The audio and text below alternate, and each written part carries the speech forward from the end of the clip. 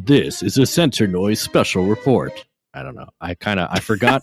I forgot how that. I thought it was going to be a little bit more exciting. Hang on, wait a minute. Hang on, I got.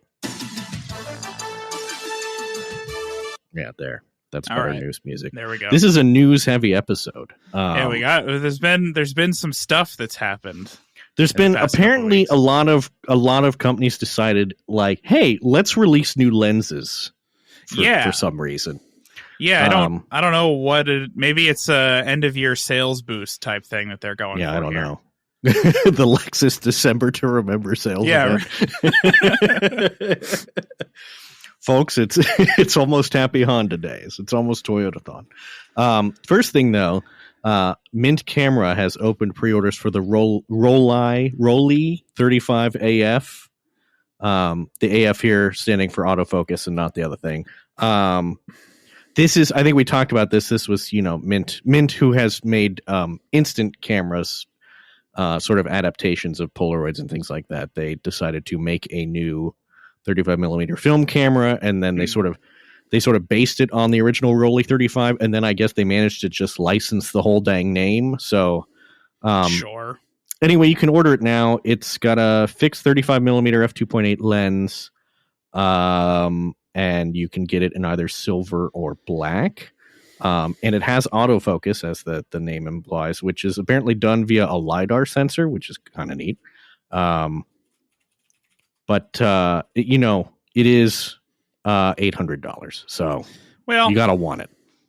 Yeah, that does seem like a lot for what it does. Is. This is a camera that I would nominally be interested in because I've been saying that I want a point and shoot, but not for $800. I mean, the Pentax 17 was already a stretch, and this is, I don't know.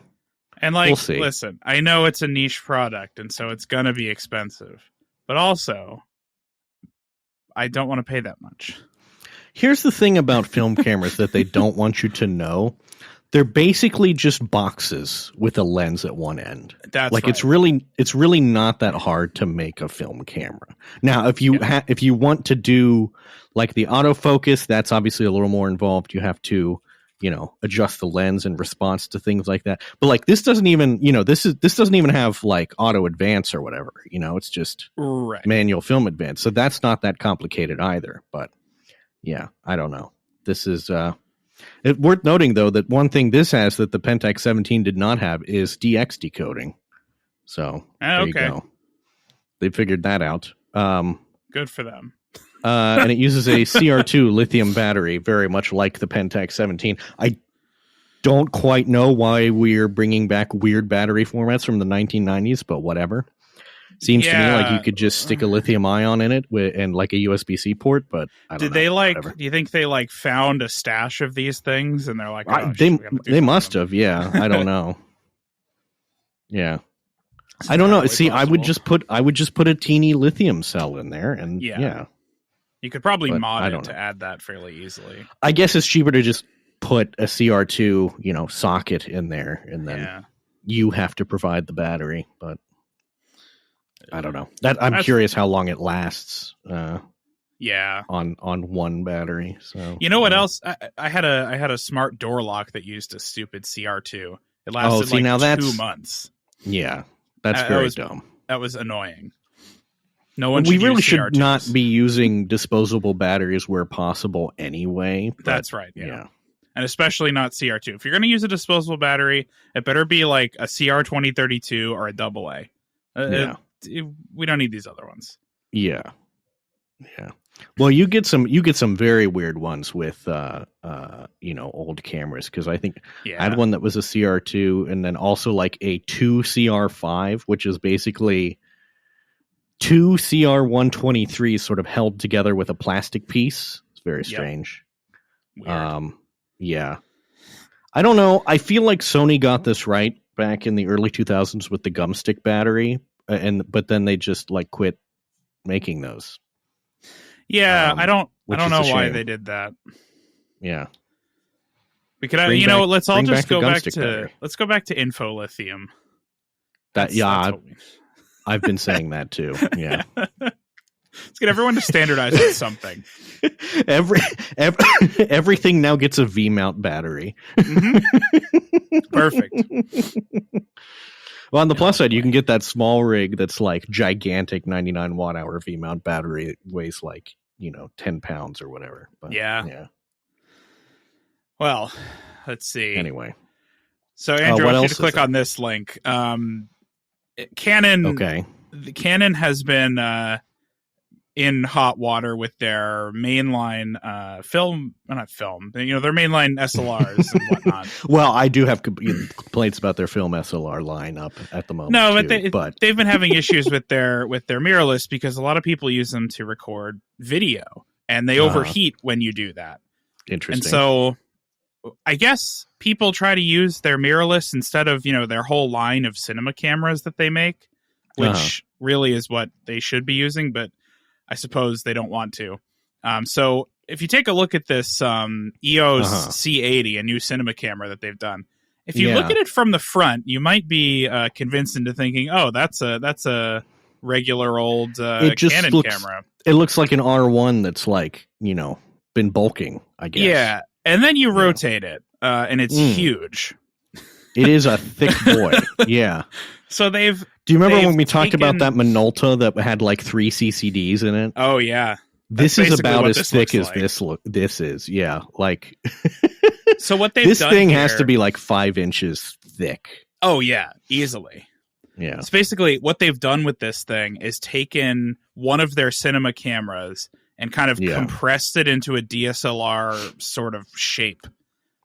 Which I'm sure will do great for the heat.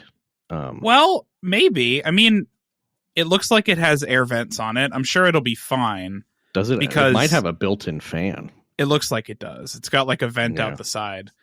Their cinema cameras generally don't have issues with heat, which is why the whole issues with the R5 and R6 are very confusing to me. I don't know why they made it that way. Yeah. If they were going to include that 8K video mode, they should have added active cooling or something. I mean, this is the thing. It's like, I feel like we're at the point where if you're trying to capture like 8K, like barely compressed, raw footage and copy it to the storage inside, in real time at like 30 or 60 FPS, like that is going to require an insane amount of processing power that is going to heat up the camera. And they're just going to have to, figure out how to deal with that. Right. Until I guess silicon is available that makes that possible without heating up. But I don't know. It probably doesn't matter for most uses of this thing. Yeah. Well, that's the thing is like this too, like you're not going to, they could put a fan on it because it's not like you're going to record. You're recording with some sort of external mic to the point where the noise the fan would make is not going to be an issue. So the confusing if this even has a built-in mic, which I doubt it does. I don't think it does. It shouldn't. Yeah. You shouldn't have that on these. So here's the more confusing thing, right? They've got this cinema camera that looks like an SLR, looks like a mirrorless. It has ND filter and adjustable ND built in, which is kind of nice for video. But it also has a whole bunch of the same features that the R1 and the R5 II have. And it costs about the same as an R5 II. It's $54.99 MSRP. So why? Like, I don't understand why they put these professional video features in the photography cameras and then also release something like this. Like, do you want it to, like, do you want a video camera or do you want a photo camera? I mean, I don't know why. If I was a YouTuber, right, why would I pick the I want R5 a hybrid or whatever camera? But you don't really. Yeah, I guess this is like an R5 with extra ports, basically. It's like, you can plug SDI stuff into it. It's like, cool. And cooling. Are people going to do that? It's an R5 with cooling. Yeah. I think they will, because people will use this in like live production and stuff. Yeah. These are the kind of cameras that people take those... I know nothing about any of this stuff. So these are the kind of cameras that they attach those gigantic like TV lenses to. Oh, yeah. If you look at those setups these days, it's pretty funny because like it's this massive lens. It's like 4 feet long and then this tiny little camera on the back. Yeah. This also has like a battery well that is deep. Yeah. If you're and even an Ethernet port, hey. Nice. If you're even running it off a battery, which I'd imagine most people aren't. It even has, what is this thing? Is that the power button on the top? I guess it is. It's like a lock thing. But when viewed from the back, it almost looks like a little like button that you pull up, like it's got like a choke or whatever to start it. you have to pull start this camera. That's how powerful it is. It'll do anamorphic very lenses. Small. Yeah. It says That's what they should do. Oh man. So they have 2 new battery types for this. BPA30N and BPA60N. The 60N will provide 335 minutes of continuous 6K raw recording. That's pretty good. That's got to be good. That's got to be a big. How many amp hours is that? I have that's no got to idea. be a large. Well, lab. okay, it's 30 and 60, so I'm going to guess 30 and 60. Wow. Well, but not amp hours. Yeah, I don't know what it is. They're probably huge. I'll find out. Yeah. And I'm inclined to think, one can go on to the Amazon and purchase like a 256 or 25,600 milliamp hour like Anchor battery pack thing that can output 100 watts. It's like, you could just give me like a USB-C PD slot to plug in one of those or whatever. It does not look like it supports PD, but it does have a DC in jack. The Canon BPA60 provides 90 watt hours of power. Now that's the previous model, but that's 6,200 milliamp hours, which is a fair amount. That's I would big. say. Yeah. Yeah. I mean, 90 watt hours is approaching the max that you can carry on a plane, like in a single unit. Yeah. I think it's 100 watt hours. That's the limit. Yeah, it's 100 is the limit. So you see a lot of vendors go to like 99. Right. 99.9. Yeah. Oh yeah. Anyway, I wonder if this new form factor will help. Like, is really the reason people aren't buying the cinema cameras instead of the mirrorless because of how it looks? I guess we'll see. Yeah.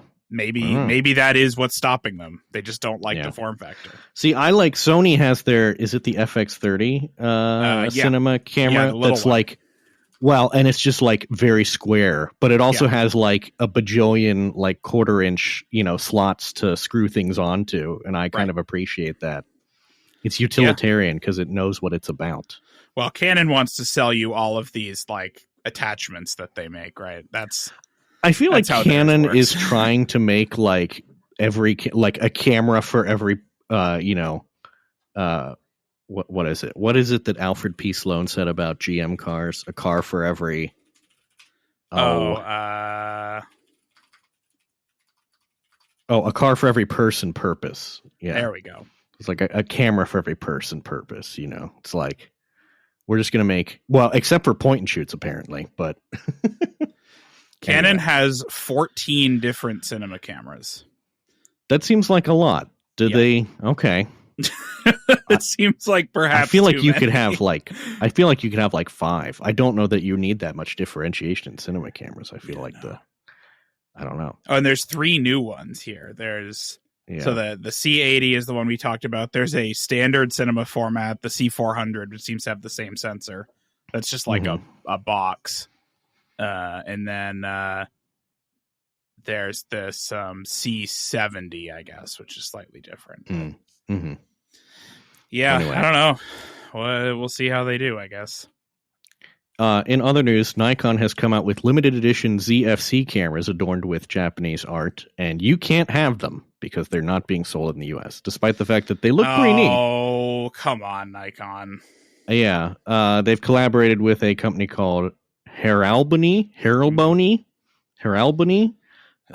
have designed, basically what they did is like the grip section, has been done up in various patterns, artworks, so on. And it's pretty neat if you're into that. Do they understand that what's going to happen is people will buy these and put them on eBay for twice the price if you don't sell them in the US? Like, that's what happens. Yeah, I mean, basically, because they're available in like Japan and the UK, but not the US, because we're not allowed to have fun. No, we're not. No. Yeah. Anyway, whatever. in other Nikon news, they've announced the Z50 f1.4, a fast prime for Z-mount cameras. This looks pretty great. I got to be honest. It's does. not an S lens, but it is f1.4, and it is also $500 for an f1.4 lens. So, okay, what does it mean that it's not S? Because I have the 1.8S, which was, I think, $650 at the time I bought it. It is optically simpler than the f1.8S lens, and it lacks the nano crystal coatings. So It has, I think it has slightly fewer lens elements, and it's also not coated. So honestly, unless you're like doing some crazy stuff, it's probably not going to be perceptible. Yeah, I would imagine. It was suggested to us, this is quoting from DP Review, it was suggested to us that the non-S lens prioritizes character over clinical sharpness. What the hell does that mean? What is that? Don't know. Don't we have like lens correction profiles and stuff? Like what? Okay. Yeah. Well, sure. I mean, if I didn't have the 1.8, I would be buying this right away. Yeah. Like it does have a manual focus ring and a customizable control ring, which the S model does not have. It doesn't. The S model only has the focus ring.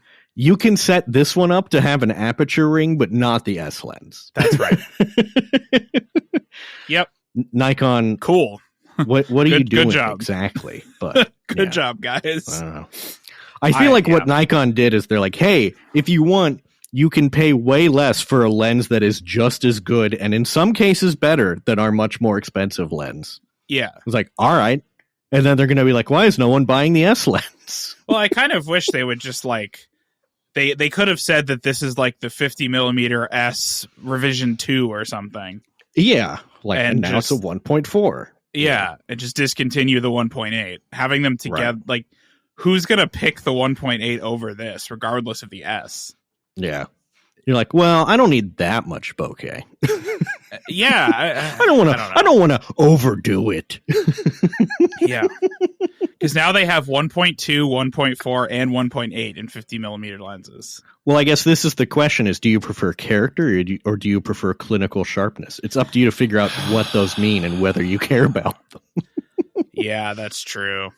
I think it's also lighter than the f1.8 slightly. This is a tangent, but what's up with these metal lenses? Can we stop this?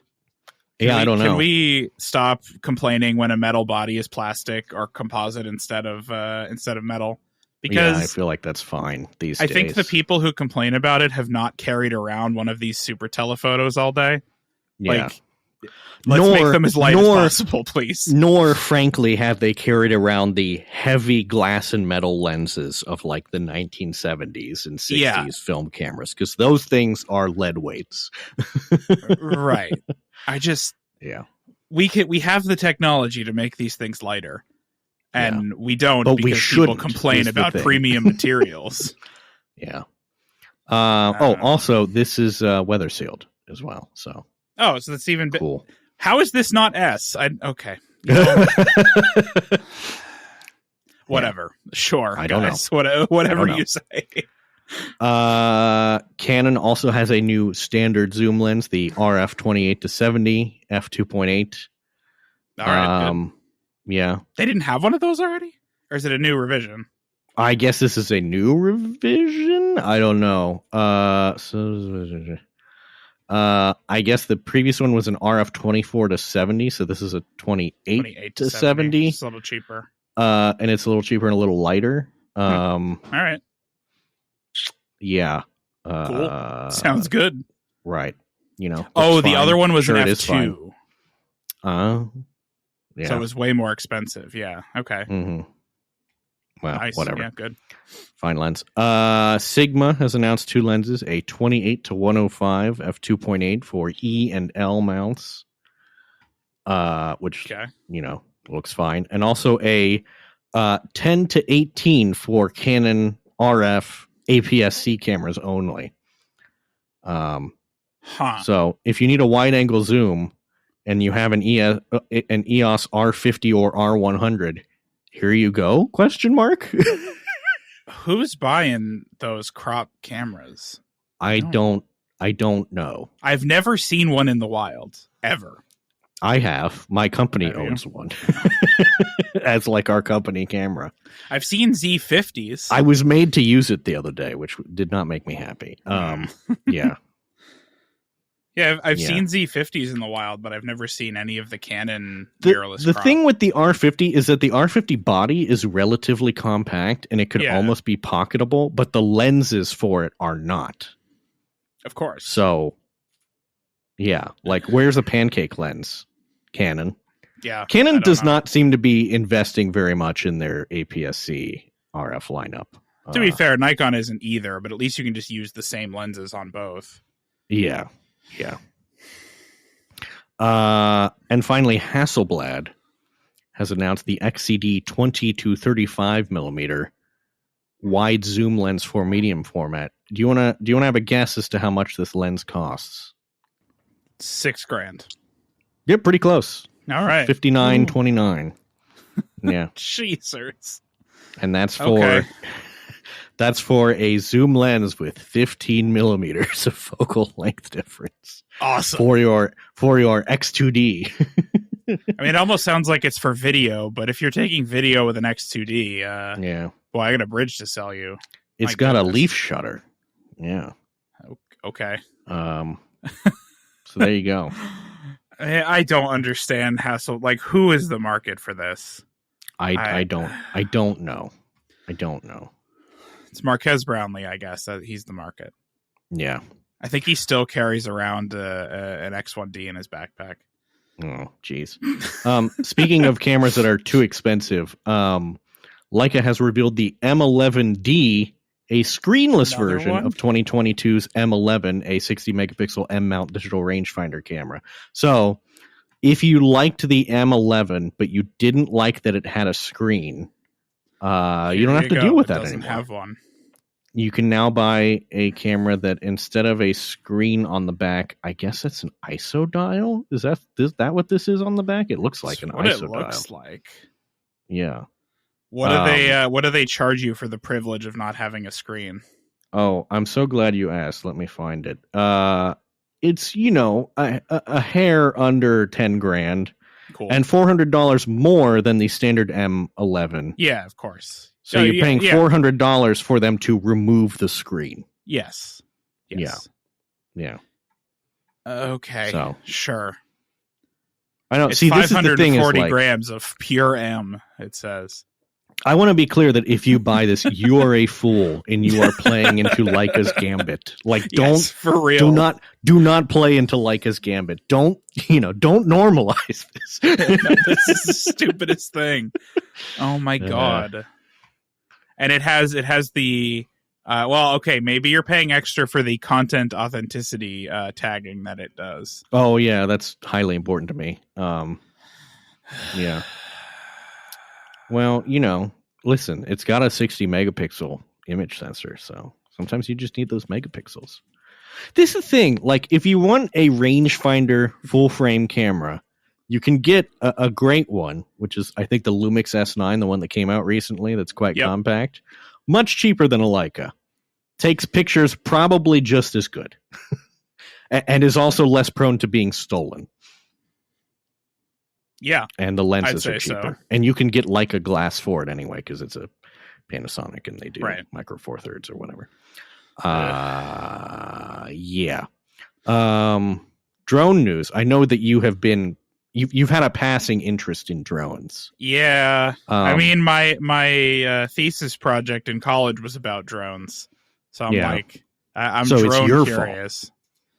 No, I killed my drone. It's not my fault. Great. It committed suicide on its last mission. Mm-hmm. It was an octocopter. This was in the days before the drones were like right. Well, because 4 rotors is passe nonsense. You gotta have 8. We needed a bigger one because we needed to lift more weight for the application we were doing.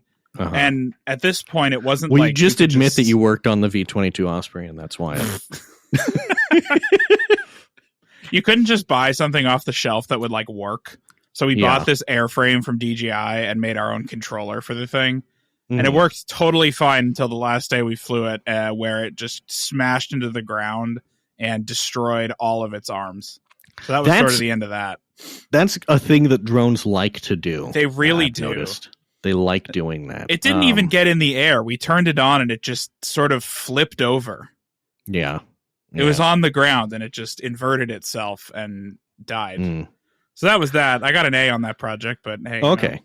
Well, anyway, you can now buy drones that simply work and are cheap. For instance, DJI's Neo drone, which is $200, fits in the palm of your hand, and can fly around for up to 18 minutes, sort of follow you around and take 4K 30 video of you. Oh, that's kind of neat. Yeah. Get it now before DJI drones get banned by Congress, I guess. That is really small. Wow. It is quite small. And here's why I worry about this for you is that this is $200, which is cheap enough to be like an impulse buy. Oh, yeah, definitely. Yeah. Well, the thing that'll stop me is that I don't think I can fly these at my house. I'm too close to the airport. Oh, yeah. Oh, it does do USB-C charging as well, which is actually pretty good. Yeah. So you don't even need to bring like a charging bank with you. You can just plug it into USB-C and be good. Mm-hmm. That's pretty good. Pretty good. You can hold it out in your hand and it will automatically take off and start recording after detecting you as a subject. How you get it to land will depend on what mode it's in, but it can fly back and land in your palm as well. Okay. Man. Interesting. You shouldn't have told me about this. Yeah. Well, we regret the error. Taylor Swift it's out of news. stock. It's fully out of stock. Okay, good. Okay. Yeah. Taylor Swift news. Taylor Swift apparently an Olympus/OM system user. Wait, what? Yeah. She was spotted with an EM10-4 while hanging out with Travis Kelce. Okay. I didn't. I just want to say, Taylor, you can afford a better camera. It's, I don't know. M10-4. I haven't even seen, what does this look like? It's just a small little thing. Yeah, but it fits into the 1989 aesthetic, so maybe that's what she's got. That's true. It says here from Petapixel, it is a little surprising that the camera she prefers these days is an entry-level Micro Four Thirds camera from 2020. So yeah, this is basically Olympus's R50. Right, yeah. And I'm just saying, the article says this camera is about to rocket in price thanks to Taylor Swift. Yeah. Taylor, you can go to B&H and buy a Hasselblad X2D. They will hand you one. Well, no, I don't think she can go to B&H. Oh, well, that may be the case. Yeah, you can go to Adorama. Apparently, there's a video of her from years ago, also with an Olympus. So she's an Olympus user. Okay, this makes sense to me because if you may recall, I rented an Olympus OM5 and I turned it on and was immediately like, nope, I don't. I can't make heads or tail of this. maybe she's their creative input on that. They run it by her and she doesn't want anything to change. That could be, yeah. Lastly, in news, Lexar, we make sure to cover storage formats here as quickly as we can. This is your latest SD card news update. Yeah, Lexar has a new SD card for some reason. The people were crying out for faster SD cards, and Lexar aside has from their new ones, they released a new line that's made of metal. Mm-hmm. And I saw that, to dissipate heat better, which makes sense. Lexar launches world's first stainless steel SD card. Yeah, okay, that actually does make sense. Yeah, because I've gotten the card out of my camera shortly after being done with it, and it can get pretty hot. It gets real hot. Here's the thing: putting that many transistors in that small of a space, not always the best idea. As it turns out. No, it's not a super good idea. No. So they've come out with what they're calling a new format. SD 8.0 is what they're saying. That's definitely what we needed, is a new format. Now you may, this is not actually new. Okay. This is SD Express. That's secretly again. Good. Oh, it's okay. SD. I see that here. It says SD8 is no different from SD Express. Yes, it's exactly the same, and nothing supports it. Oh, okay. Yep. Yeah. If you put it in a UHS slot, you only get UHS 1 speeds. Like literally no cameras support this. This is Well, because wouldn't the cameras that need to support a super fast storage format just support CF Express cards instead, which are bigger and faster? CF or UHS-2, yeah. Yeah. And nobody supports this format. No one will ever support this format. I don't know why they keep trying to do this. Yeah. This is Lexar's new SD 8.0 card is not compatible with any camera at full spec. Will always be an overpriced UHS-1 card and probably won't even make it to market. Probably not. Brutal. SD Express seems like a good idea, but I don't know. Yeah, but storage formats are only as good as the people that actually support them, which in this case is nobody. Well, and as we've said in the past, like everything should just be like NVMe underneath, Right. It's not. We should have given up on SD a long time ago. Yeah. Right. And CF Express is just NVMe, so at least it's a step in the right direction. So is SD Express, but it's just different. Stop making the same thing in different shapes. But that's Sony's whole thing. Oh, this is Lexar, not Sony. Yeah, no, that is. Does Sony have a memory stick that's secretly, or did they finally give up on memory stick? It's called Memory Stick Pro, and it's just like the other one. No. You're thinking of Memory Stick Pro HG Duo HX. Sony. We were actually talking at work where a Capstone team is doing a project for us, and we were saying like, oh yeah, Nick could have data log, and they're like, oh, data logging to what? Like, SD, and I was like, oh, Memory Stick Duo. Yeah. They didn't understand that because they're too young, but my colleagues laughed. Like I've said this before, one of my first like in school, they made us like have our own flash drive because we had shared laptops up through like 7th grade. Mm-hmm. And they made everybody get flash drives to just like keep all your stuff. Oh yeah. On. Mm-hmm. Yeah. And the first one I had was a memory stick in a flash drive adapter. Oh, interesting. That I carried around. I had one of those Kingstons that was white, but then like the little grabby handle thing on it was colored, and you could get different colors. They had like the red, and you probably remember these. Oh yeah. Also, they're everywhere. Do you recall before flash drive makers figured out that having a cap that you could lose was extremely stupid, and just move to like retractable things? They still sell ones with it's remarkable. I don't know why they do that. Yeah. Speaking of, we're doing this is the storage history moment, because you are probably old enough to remember XD cards. XD picture cards, extreme digital, used in Olympus, Fuji, and Kodak cameras in the early 2000s. Oh, yep. We had a camera that took one of these, and you had so you had Type M cards and Type H cards, which were both XD cards, but were mutually incompatible for reasons. You can still buy these for some reason. Yeah.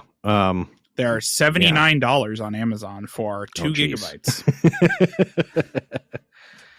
Yeah. This was was this a Kodak thing? I think this was who pioneered it. I think this was an Olympus Fuji thing. Yeah, it was. Looks like it. And as it turns out, literally they just took a NAND flash chip and like mapped the pin out to the pins of the card. Yeah, so seems it's literally. Well, yeah. It's literally like there's no other smarts on it. It's literally just a NAND flash chip that you could put on a circuit board, basically. So no public documentation was made available for this card. Yeah. So there's reverse engineering attempts, but there's no they never made the spec available for it. Yeah. You also Mattel's Juice Box personal media player used XD cards, and you could get it to. It says here you could boot into Linux using a modified cartridge containing an XD card with a boot image written on it. Oh, okay. There you go. You could hack your you can run Doom Juice on Box. Exactly. That's like the Juice Box was popular. Do you remember when they came out with Game Boy Advance Video, where they had cartridges that contained like episodes of cartoons, and the juice box was sort of meant to capitalize on that trend. This is just hilarious to me now. That this was even a good idea, but yeah. Those were so dumb. Those were it's kind of remarkable that such a thing even existed. Yeah. Oh man. And they were only up to 64 megabytes. Yeah. Well, that's all you need. Yeah. So a couple things. iOS 18 is out, which is pretty neat because it allows you to change the camera quick button on the home screen. Yes, to open a different app, such as Halide, one of the professional quote unquote camera apps. And Halide, all of their updates are out. So they have a whole bunch of stuff you can do. You can do that lock screen access. You can still do the Process Zero thing that they came out with. They have integrated supposedly with the iPhone 16's camera button as well. Yes, which they've got all sorts of stuff in there now. Which we should also mention because I think it's a big deal. The iPhone 16 was announced, and it has what is basically a shutter button, but like with bonus features. Yeah, it's a shutter button, so it'll do it behaves like an SLR shutter button, so you can half press it to lock focus and then fully press to take a picture. That works. You can swipe on it to zoom in and out, like a telephoto ring. Yeah. What else can it do? It depends on the mode you're in. Like it has different things it can do. Yeah. So it says a single. If you're not in the camera app, a single click will open up the camera app or a third party app. A single click will then take a photo. If you click and hold in the camera app, it'll start recording a video. No, it's outside of the camera app. If you're just anywhere, if you press and hold, you'll start taking a video. Interesting. If you light press, it will, like you say, do like an auto exposure, autofocus kind of thing. A double light press will bring up the camera preview menu to choose different controls like exposure or depth of field. And then swipe, you can swipe through adjustment options, things like zoom, exposure, and so on. So that's pretty cool. I'm interested in this just because I use my phone as a camera a lot, and the positioning of this button makes a lot more sense given where the camera is. It's way better than the action button. Yeah, and it's interestingly pretty neat. But do you remember the iPhone smart battery cases that they made for the 10 series? Oh, I think I do. They made these big chunky battery cases, which I loved. And I'm begging them to bring them back, but they seem uninterested. Oh, yes, I had one of these. So these in the last version that they made of them for the 11. It had a camera button on it that didn't have the swiping stuff, but it did. You press it, it opens the camera. You can take shutter, like take a picture with it, and whatnot. Yeah, and it was in the same position roughly as this new button is. Yeah. So I think it's pretty cool. Well, we can't have that now because the battery needs to be magnetic and wireless. Like, I understand because the cases were hugely wasteful that you have to throw away a perfectly good battery every time you wanted a new case. Like, I get it. Yeah. But also, please give me that case again. It was perfect. I used one all the time. It was great. Well, I've ordered a 16 Pro. It'll be here on Friday. I've also ordered one. It's worth noting as well, in this generation, this button is on all of the phones, Pro or not, which is uncommon for them to do. But usually this would be a Pro only thing, and then next year it would also be on. Yeah, but no, it's on both of them. Because now the regular non-Pro iPhones are getting both the action button and the bonus camera button. So this is an interesting sort of departure because they were said to be moving away from buttons for a while. Yeah, I think they've given up on that. Yeah, it turns out buttons good. Buttons are pretty good. Yeah. Yeah. We enjoy buttons. Speaking of buttons, let's button this up and talk about your weekend trip. You went to Los Angeles. This past weekend, I was down at the Los Angeles International Airport and everyone's favorite airport. Oh God, yeah, and the H Hotel. The H stands for hotel. Oh, I wouldn't have guessed that. Yeah. So the H is nice because it has this rooftop area. And this past weekend, there was this SpotLAX event and Cranky Dork Fest, both. Mm-hmm. So it was pretty good. Got to meet up with. Here's the thing: is I would have been on the roof and I would have pointed to LAX and be like, "I've spotted it. There it is. Found it. I got it. Yeah. What do I win?" You'd fit in with this crowd, Andrew. No, it's plane spotting. Oh, you should come next year. You'd fit in with these folks. That's the kind of joke that they would make. I honestly I may. Yeah. It's a real danger that I might show up next year. You're on notice. So this year, I have to say the lighting wasn't as good. It was kind of hazy the whole time we were there, due to the wildfires and whatnot that are going on. Yeah, if we could get a handle on that, please. Seriously. Yeah. Okay, Cal Fire, get on it. But it was good. I got some good pictures. I'll link in the notes here. But I think this made me notice how difficult nighttime shooting is more than usual. It is a challenge. Because you need a tripod or a monopod. Right? Oh yeah. Yeah. Okay. But the planes are moving. Then, the planes are moving, and so you got to be moving the camera, but not moving it too much. Exactly. So just the after right dark, amount. like after 7:00 when the sun goes down, nobody's getting much of anything. Yeah. Because even if there's interesting stuff coming in, it's a blur. You're not getting anything.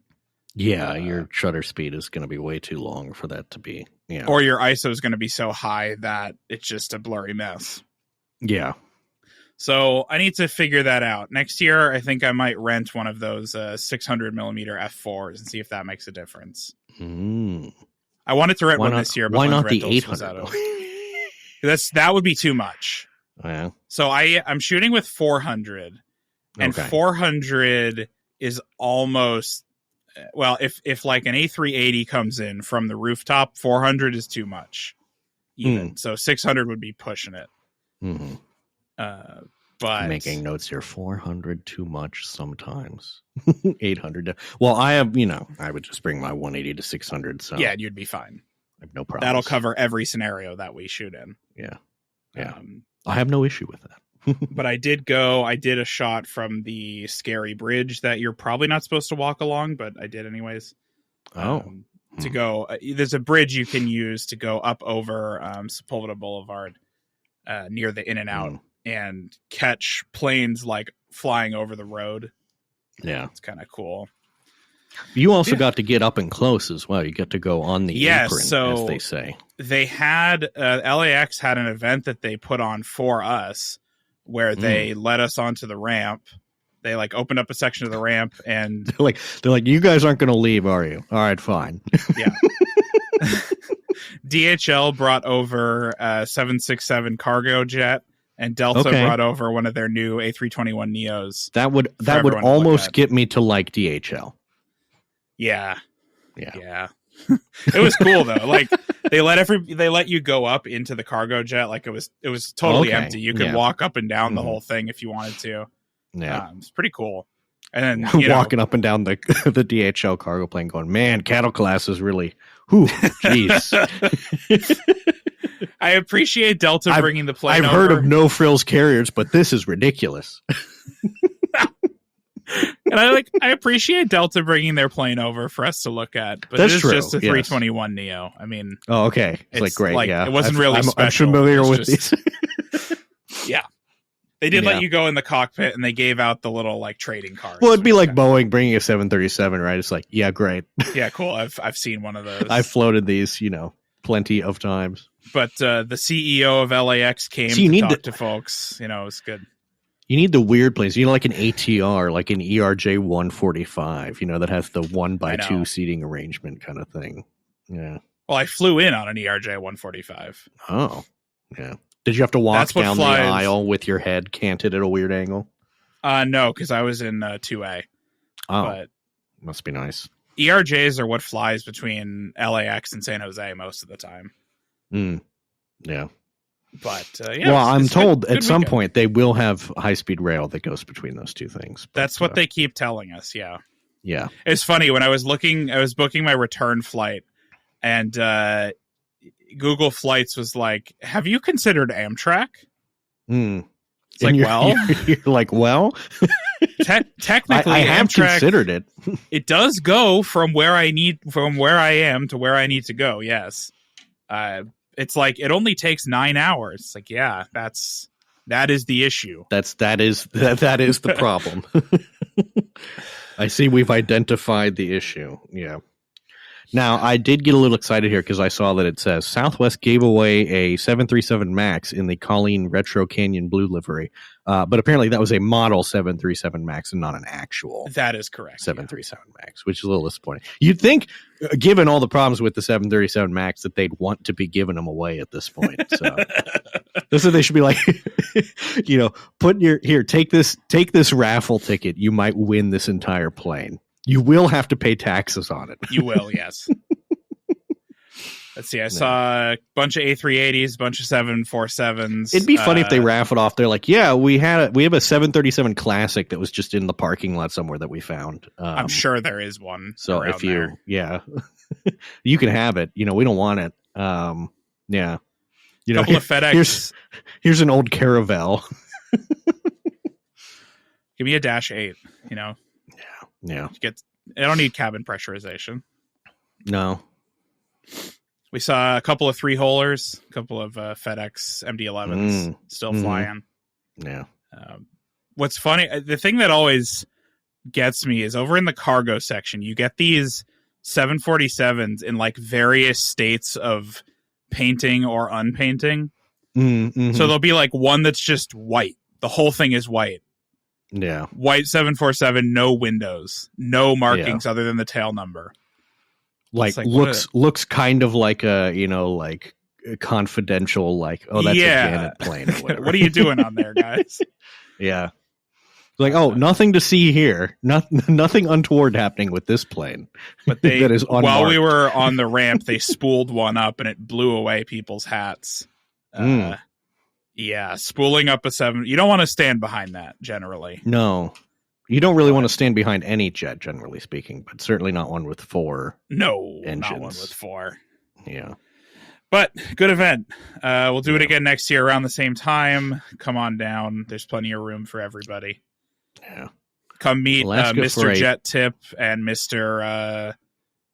Flight Radar 24. Yeah. They were listener there. Mr. Jet Tip, I believe. Yeah, listener Nick. Yeah, good event. I don't know why you listen, but thank you for doing it. Hey, Nick, why do you listen on YouTube? Let me know why you do that. We got podcast apps now. You don't need to listen on YouTube. You don't have to deal with YouTube if you don't want to. Meanwhile, while you were doing that, I was making a potentially huge mistake because I was once again left alone for too long. I understood. Here's the thing. I still am looking for like a pocketable, high quality camera that's not my phone because for some reason I don't like it that it's my phone. So I was looking at the Ricoh GR3s and GR3Xs because they're pretty high quality, but they're also, thanks to the general compact camera craze that has been happening, they're like sold out everywhere for like the next several months. Right. And then I was like, I do kind of want zoom and a viewfinder still. So that led me back once again to the venerable Sony CyberShot DSC-RX100. This time the RX100 7. Which is in stock. I worth noting, I was like, okay, what are the actual differences between this and the RX100 3 that I had? And there are, like, the sensor was upgraded a fair amount. It's now a stacked CMOS, has better ISO capability for low light and things like that. So, I don't know. We'll see. I bought it from Moment. So the 7 is the one that I rented when I went to Taylor Swift. Mm-hmm. As long as you're not trying to take shots at night, it's fine. Yeah, I don't expect that I will. Typically, yes. Get the largest battery that you can fit. Yeah. Also, I won't without flipping up the little flippy uppy flash, which is kind of neat. But also, I bought it from Moment, who has a 60-day return policy, so I can. Oh, there you go. I can really determine if I like this or not. Also, apparently in the RX 107, they added a 3.5 millimeter mic jack for some reason. Yes, so they did for vloggers. I guess, yeah. Stay tuned for my YouTube channel. Hey, what's up, guys? I'm coming after you, Dave. This is going to be the old camera guy and then me. I'm going to sneak up on you. No, sometimes I do think, hey, I should make videos because there are certain things that I would like talking about. And then I'm like, I do not have the patience or energy to do that. Audio editing for this show is one thing. Video, listen, I can do video. I did a lot of video in school. I do not want to do that for free. Yeah, it's a lot of effort. Heck, to make it. I had to make a movie in 8th grade for iMovie, and that was enough to convince me. Like, I don't know that I want to make this a thing that I do. You know, and that was when iMovie was good. Like, yeah, right. Yes, exactly.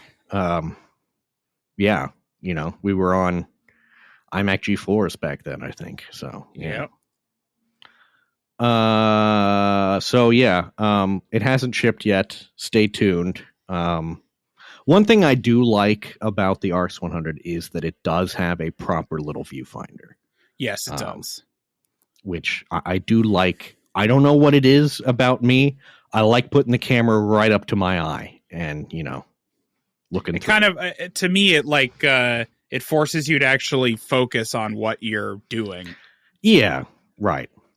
Well, I feel like I get better detail that way, too, because some of the screens on the backs of these cameras are so small and are of relatively low resolution that it's like you're just missing some of the detail that will be captured in the shot, but that you can't see. So, well, you know what else it does? If you're using with the RX 100, it doesn't matter, but with a bigger camera, it does add another point of stability. Right? If you're resting it against your eye, now you've added a third point of stability to your two hands. Yeah. So that helps. Yeah. We don't talk about that enough.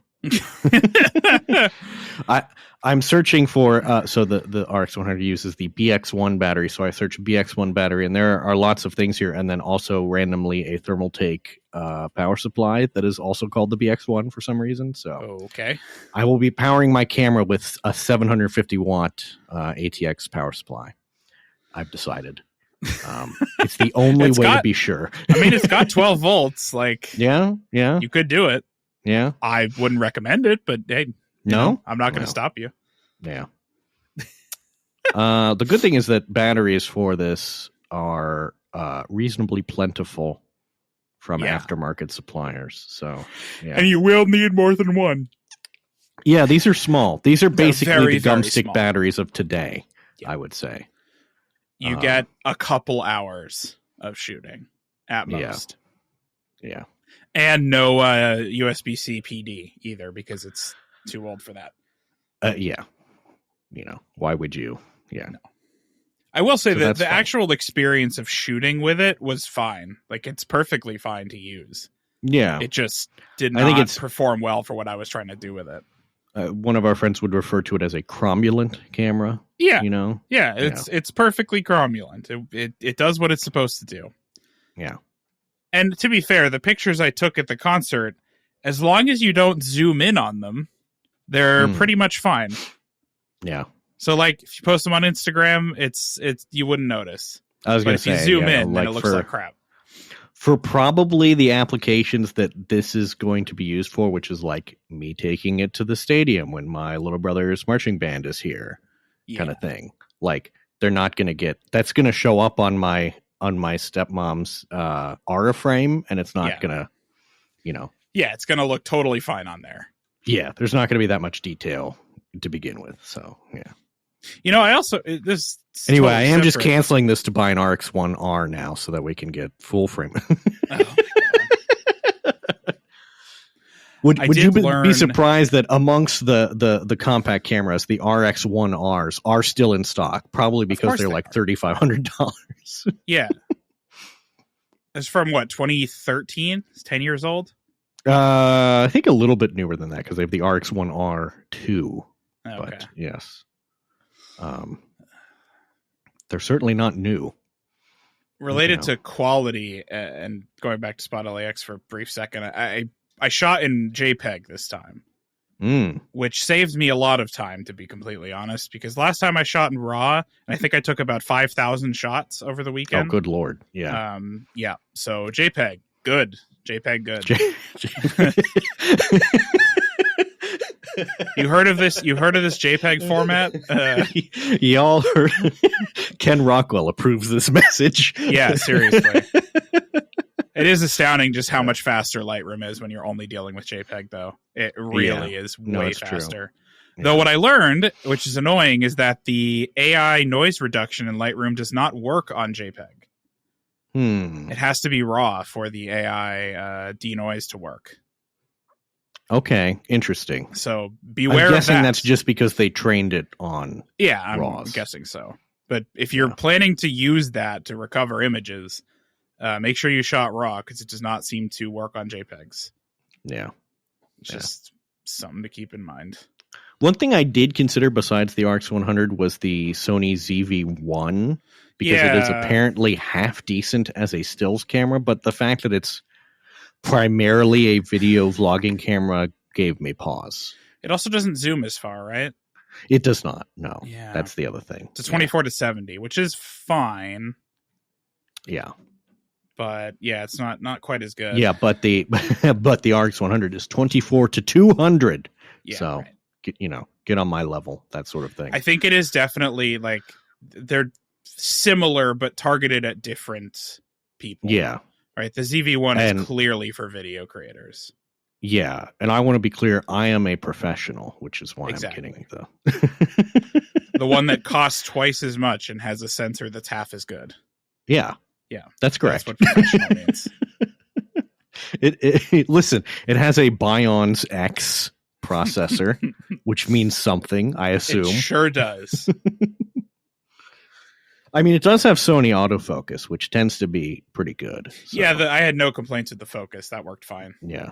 And it's even the older generation of it, but it still works totally fine. Well, I will say, did I mention this with my 180 to 600 that it turns out the autofocus works much better with a native Z lens than a Sigma lens that's originally an f-mount lens on a Z to f adapter. Oh, interesting. Turns out the autofocus not so good with that setup. Works, but not all that well. Whereas the Z lens on the Z body turns out is pretty darn perfect most of the time. Yep. I do wish their recognition for like birds and such is clearly only works if you can zoom in pretty far to the bird. If the bird is fairly small, it doesn't catch it. So Nikon, work on that, I guess. I'll send you some of my photos that you can train on. They'll get there. I will say on my this weekend, the plain autofocus mode did do what it was supposed to do. It found the planes and it stuck to them. Yeah. Like, ooh, plane. Yeah. The 3D tracking worked well. Although over on the south side of LAX didn't work so well because there were too many planes. Oh, it doesn't know which plane you mean sometimes. Yeah. Mm. There were times the background. It's like if you pan across like a terminal, one plane going in front and all of the other ones behind it. It's like, well, which one do you mean here? You got to be specific. There were times with the Z180 to 600 where it couldn't recognize like a bird, so it seemed to just be sort of hunting for whatever was sort of moving in the image, which was often just like the water flowing. And it's like, well, no, don't, because that's right. Don't do that. So, yeah. Yeah. Really what I miss, this is actually my base complaint about digital cameras, is that my F100 has a little directional control on the back, and you get like 5 little focus points. You can say like top of the image, middle of the image, bottom of the image, left of the image, right of the image. And I just would like a little clicky thing like that again on on the Nikon. Maybe there's a way to do that, and I just haven't found the right setting. But yeah, just give me like a little joystick to like dial in where I want the autofocus to be. You can, but only in some of the autofocus modes. Yeah, well, and I've some honestly, of them doesn't let you move the box around. Yeah, and the easiest way to sort of accomplish that I found is to have the touchscreen in the touch autofocus mode, and then you touch on the screen where you want it to autofocus. But then that requires, in my case, me to like move the camera away from my face for a moment, touch it, and then move it back. And so it sometimes shifts around, and it's not great. With mine, I can use the joystick to move it around while I'm in the viewfinder, but it doesn't, like, if I'm using the wide area mode, you can't move the wide area around very much. Yeah. Which is too bad. Here's the thing, Canon had the solution to this many, many years ago, decades ago, even with eye-controlled focus, and we certainly have the technology to make that work now. So I don't know why. I don't know, what's the big deal? Yeah, you'd figure now it'd be better than ever. Yeah. With our advanced processing and eye tracking from like Oculus and Apple and whatnot. Clearly, this is something we can do. Mm-hmm. But whatever. Oh, well, who knows? It's time to remember a camera. This one actually, DP Review drew my attention to. On this day in 2014, yesterday as we record this, so 10 years ago, September 15th, Samsung announced the NX1 mirrorless camera, which was their flagship of the NX line. Do you remember the Samsung NX line? I didn't think so. No. The Samsung got into mirrorless interchangeable lens cameras in 2010, and they got out of them in 2015. So, yeah, they didn't last very long. Okay. They were APS-C only, except for the Samsung NX Mini, which used a even smaller 1-inch sensor. But yeah, they came out, so they started in 2010. It wasn't until 2014 that they released the NX1, and at the end of 2014, November, as their flagship camera. And it had a pretty big sensor for the time, 2014, remember. It had a 28 megapixel sensor and an APS-C body. Pretty good. 15 FPS bursts. 4K video? 4K video. What? USB 3.0. It did use the Tizen OS, which is what Samsung uses on their TVs, which is why Samsung's TVs suck. So, what does like a Nikon run on? Linux? BusyBox? Linux, I don't know what. Mm-hmm. I have no idea what cameras run on these days. So Tizen was an HTML5 based platform. You remember when that was all the rage? Yeah. Which was the successor to Migo. Migo itself was the successor to Moblin and Mamo. Okay. Yeah. Which were Mamo was a Nokia effort to make a mobile Linux distribution, and Moblin was an Intel effort. So some great lineage here. They do still actually use Tizen in their TVs, like I said. And the basic phones that they make as well. Yeah. And also their watches. Yeah. So this is 2014. You had 4K video. You had 15 FPS bursts on a mirrorless. You had phase detect AF. You had Bluetooth. You had Wi-Fi.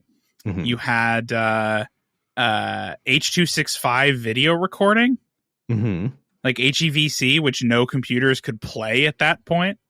Right. Yeah, this thing, wow. It had a lot. And no one bought it. Yeah. It could output 422 8-bit 4K over HDMI, 28 megapixel sensor, OLED touchscreen, OLED EVF. No one was interested in it. Yeah. I wonder if they would have had a better shot if they had used a different lens mount. Yeah, because they made their own lens mount, which was already probably a poor choice. But importantly, their lens mount did not really take advantage of the mirrorless thing because it had a flange focal distance that was quite a bit longer than even Micro Four Thirds or Canon RF. Almost as long as a Fuji G mount lens. They made 25 millimeters. By comparison, the Nikon Z is 16 and the Sony E is 18. So these cameras were thick, I guess you would say. This camera has, I'm reading the older DP review of this from 2015. This thing has features that like we were asking for on Sony mirrorless 5 years ago. Yeah. Like, this is astounding. They really shot themselves with this bad lens mount, I feel like. If they'd gone with, I don't know, like L mount or something. Or Micro Four Thirds or something. Micro Four Thirds, like they would have had so many more lenses that people could have used, and they may have actually succeeded. And the other thing, too, is like, I suppose I would consider a Samsung camera, but I don't really consider Samsung to have expertise in lenses. No. And they, I don't know. A smarter choice would have been to have somebody else do that. Yeah. Or like, if you want to make your own mounts or something, partner with Sigma, right? Have Sigma make a whole line of lenses for your mount, right? To like get it started, Yeah. Or but make an adapter. That's not how Samsung do. No, it's not how. So they didn't, and they paid the price. Yeah. It's a shame. I think these have got to be quite. I mean, there's a lot of mirrorless cameras that are quite rare. Like, for example, if I go to the local used camera stores, there are never any like Olympuses or anything like that are used. I don't know where you would ever encounter a Samsung mirrorless. That's got to be one of the rarest like mirrorless cameras to find. Shockingly, Body Only is selling for under $400 on eBay. Oh, well, there you go. If you want one of the if you need lenses, if you're looking for a new camera, consider. So here's one that actually don't consider. There's one bid, $760 for the body, 3 extra batteries, and the 2 lenses that worked with it. $760s. It's not actually that bad for how rare this thing is. Right. It had NFC as well. Mm-hmm. What did they had everything back 10 years ago. They stuffed everything into one camera, and it did not pan out for them. This was also the era where they were making that phone that made all of the Instagram users mad. The one that was basically a camera with a phone on it. Yeah. Mm-hmm. That was a good time, Samsung. Go back to making weird stuff like that. Don't just copy the iPhone. Yeah. It's interesting, too, because they had their own, like, retro styled. Oh, yeah. Like the NX500 has like a leathery grip looking thing on it, They were seem also to be serious about it. Yeah, they were also like they had their professional looking bodies. I gotta be honest, the NX1 looks like a Nikon that's a little too rounded and that someone has, chiseled Samsung into where Nikon should be. Yep, pretty much. Yeah. Which is fine. That's a good style. There's a reason cameras look like that. Man. Anyway. That's a good find. I hadn't heard of that one before. Yeah. Well, that's all we have for you. Thank you for joining us. That is all we've got this week. We'll report back next time with iPhone 16 impressions. Yeah. Our audio quality will be markedly improved despite that not having anything to do with our recording setups. Skin is clearer. I'm hydrated. And it's all thanks to this iPhone. My life is in order. I wish I would pay extra for that if they could promise that my life would become measurably better. Yeah. Instead, it typically just remains mostly the same. Yeah. You'd think I'd learn a lesson from that, but I'm not good at learning those kinds of lessons. So they could make our lives better by saying, hey, this one is incompatible with the Twitter app. It just doesn't work anymore. You cannot install. You can't have it. We've decided for everyone's sanity. And also, every time you try to go to twitter.com in the browser, it crashes as well. Yeah. Just you can't it just crashes and This phone is we've done something so courageous. This phone is not usable for any reason. Problem solved. You cannot use this phone. So if they should be so brave, I know, right? So. That's courage there, Phil. Now, who's going to be the first camera company to make a camera that doesn't work? I mean, that's probably Canon, yeah. you turn it on and it just catches fire because it overheats so quickly. Yeah. Mm-hmm. Hey, but you can install Magic Lamp or whatever that's called you can. On it. So, yeah. Maybe you can underclock the processor with that to keep it cool. Oh, man. Anyway, someone's going to get mad at us for disliking Canon eventually, but you'd think. Yeah. Haven't heard from anyone. So if you're out there. Yeah. If you're a Canon user and you listen, why? Well, I guess I do know some Canon users, but they're Canon film SLR users, so it's different. Yeah. That's fair. And I also like Canon's film SLRs were very good. And also because they don't have a complicated menu system, they're just, easier generally. But yeah. Right. Anyway, I'm just rambling now. Yeah. Go out there. Everybody and have a nice couple weeks. Yeah. Go out and plug an SD 8.0 card into your Samsung NX1 and enjoy life.